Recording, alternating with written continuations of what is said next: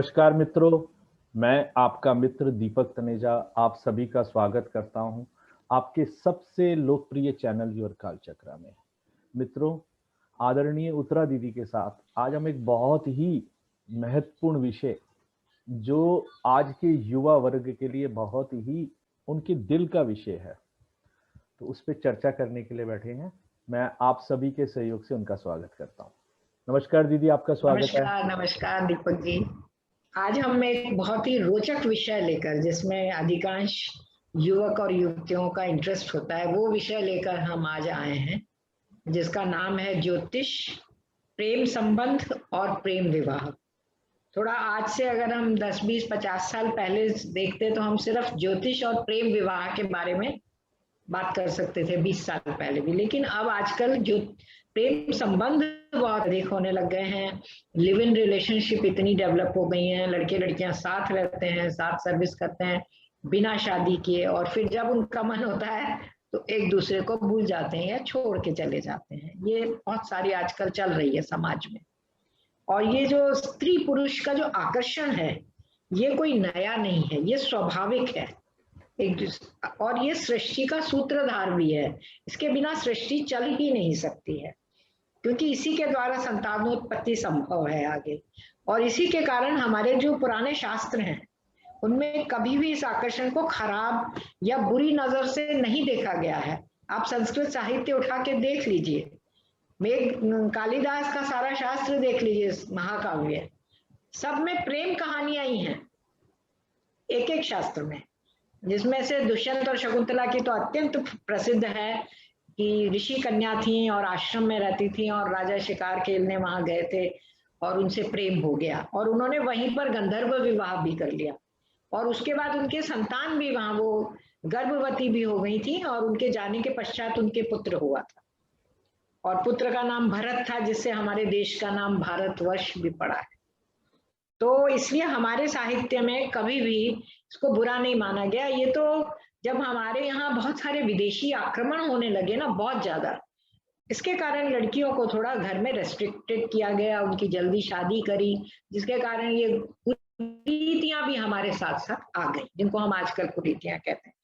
लेकिन भारतवर्ष की आजादी के बाद जब हमारे स्त्रियों की शिक्षा पर बहुत जोर दिया गया, लड़कियों ने पढ़ना शुरू किया, और अब वर्तमान समय में तो लड़के लड़कियां साथ साथ पढ़ते हैं, तो उसके साथ एक दूसरे के प्रति उनका आकर्षण होना, ये ज्योतिष शास्त्र के हिसाब से हम देखेंगे कि आकर्षण होना स्वाभाविक है, और आकर्षण होने के बाद उनका आपस में प्रेम संबंध होना स्वाभाविक है। और इसीलिए ये अभी वर्तमान समय में बहुत बढ़ रहा है।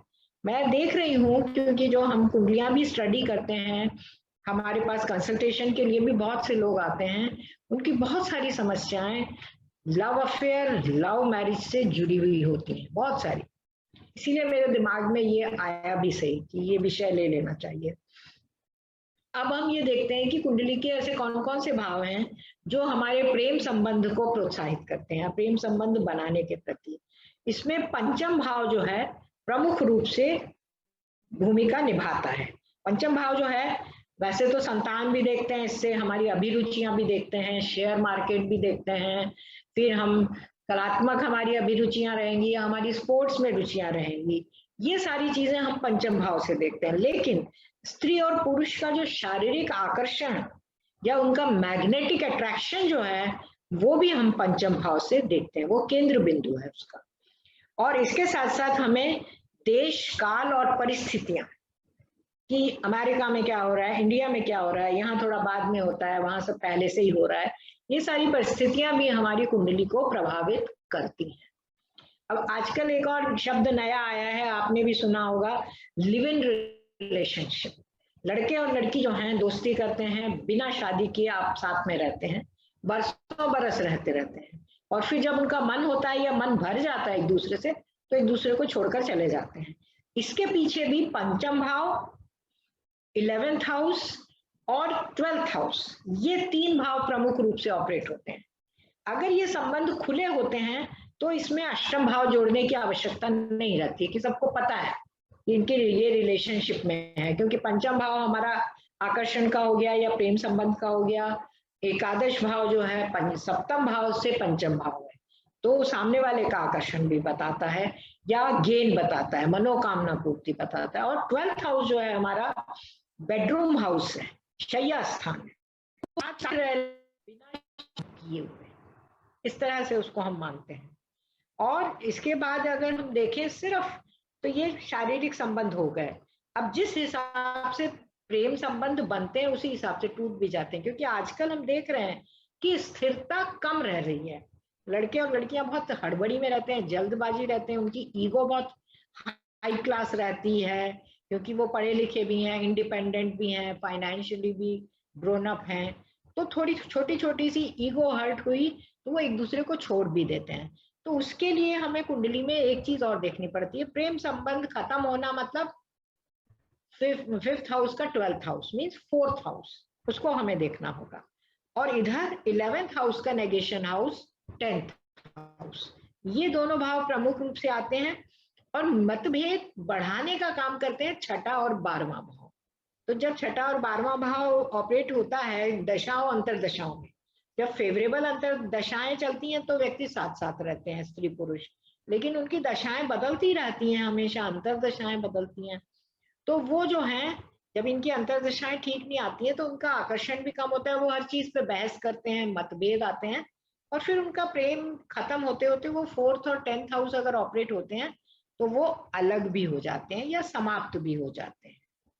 एक चीज और होती है कि पंचम भाव में यदि अधिक ग्रह हो, उसमें स्पेशली चंद्रमा और शुक्र या मंगल साथ में हो या बुध भी हो, बुध मल्टीपल रिलेशनशिप भी देता है, और ये बहुत क्लोज कंजंक्शन में हो तो एक से नहीं अनेक लोगों से संबंध बनता है, चाहे वो स्त्री हो चाहे वो पुरुष हो, ये भी आजकल पाया गया है। और हाँ, अभी भी हमारे भारतवर्ष में तो प्रेम संबंध की सफलता तभी मानी जाती है जब उनका विवाह संपन्न हो जाए, तब हम उसको सफल मानते हैं कि प्रेम संबंध सफल हुआ। अब विवाह के लिए यदि हम देखना चाहें तो हम देखते हैं कि 7वां भाव जो है वो प्रमुख भाव है और उसके सहायक भाव जो है वो 2nd हाउस है, क्योंकि वो कुटुंब स्थान है, कुटुंब बन रहा है, हमारे परिवार में एक नए व्यक्ति का आगमन हो रहा है, वृद्धि हो रही है।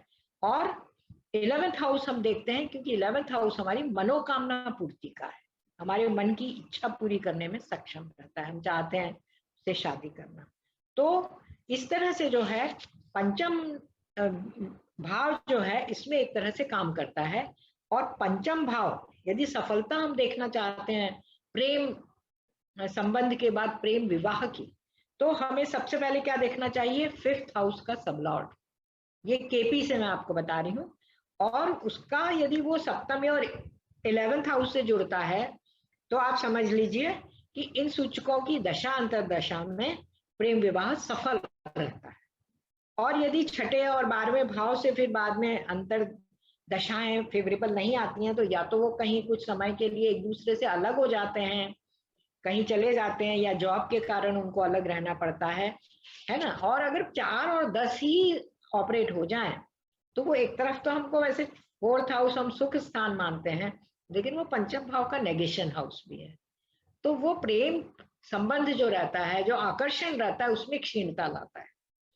और उसके अलावा अगर 10th हाउस देखते हैं तो व्यक्ति अपनी जॉब में या काम में इतना ज्यादा व्यस्त होता है कि उसको अपने लाइफ पार्टनर को देने के लिए टाइम ही नहीं रहता है, तब भी वो संबंध जो है वो टूट जाता है। और विशेष रूप से ऐसे ग्रह जो इन भावों से जुड़े हुए हैं उनकी दशाओं या अंतरदशा, ये चीज होता है।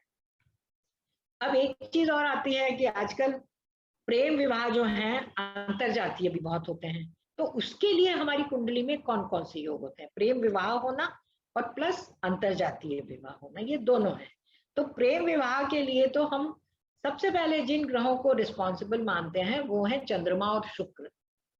इनका लग्न और सप्तम में संबंध बने, आमने सामने रहें, एक साथ रहें, चाहे लग्न में हो चाहे सप्तम भाव में हो, और इनकी दशाएं अंतरदशाएं भी विवाह के समय में ही चलें तो प्रेम विवाह होने के पूरे योग बनते हैं, क्योंकि एक दूसरे के प्रति आकर्षण भी उस समय, और विशेष रूप से अगर शुक्र की महादशा चलती है तो खास तौर से।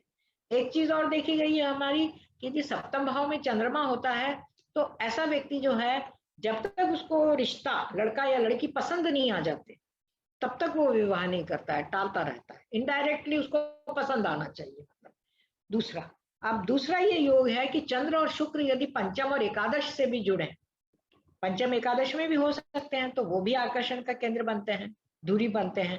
और उसमें भी फिर है, यदि उनकी फेवरेबल दशा होती है और वो सप्तम भाव से किसी तरह से जुड़े रहते हैं, तो उनका विवाह हो जाता है। और यदि राहु के लग्न सप्तम में आ जाए और इनसे चंद्र शुक्र भी किसी तरह से जुड़े, या पंचम 11th हाउस में राहु केतु आ जाए और चंद्रमा या विशेष रूप से शुक्र का संबंध हो सप्तम भाव से, तो फिर अंतरजातीय, अंतरराष्ट्रीय, अंतर प्रदेशीय, इस तरह के जो विवाह होते हैं और दशाएं, अंतर दशाएं चलती हैं, उनमें राहु केतु किसी न किसी रूप से अवश्य जुड़े रहते हैं, तब जाकर जो है अंतरजातीय विवाह होती हैं। बहुत से अंतरजातीय विवाह सफल भी होते हैं, कुछ असफल भी होते हैं। असफल होने के कारण हमने आपको पहले भी बताया कि इस तरह की दशाएं चलती हैं जो छठे और 12वें भाव से जुड़ते हैं या चतुर्थ और दशम भाव से जुड़ते हैं, जब उनका प्रेम बिल्कुल समाप्त प्राय हो जाता है। इसके अतिरिक्त एक और योग बनता है कि पंचम भाव का स्वामी सप्तम भाव में आ जाए, सप्तम भाव का स्वामी पंचम भाव में आ जाए, और यदि 7th हाउस का सबलॉर्ड भी पंचम में जाए या 5th हाउस का सबलॉर्ड सप्तम में आए, तब भी प्रेम विवाह के योग बनते हैं। और यहाँ पर राहु के तो किसी भी तरह से अगर इन्वॉल्व हो गए, सबलॉर्ड हो गए या वहां बैठे हैं, तो आप समझ लीजिए कि शादी जो है वो अंतरजातीय विवाह होने की संभावना है। और एकादश भाव, क्योंकि हमें मनोकामना पूर्ति का है, तो उसका जुड़ना आवश्यक है, किसी भी तरह से वो जुड़े।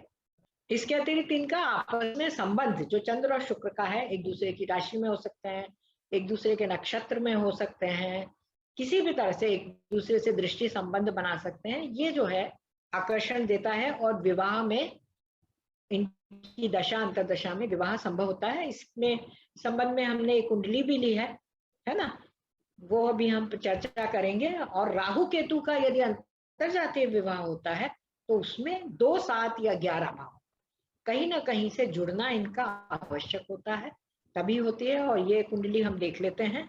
एक लड़के की कुंडली है, ये करीब करीब 40 इयर्स का होने वाला है ये लड़का।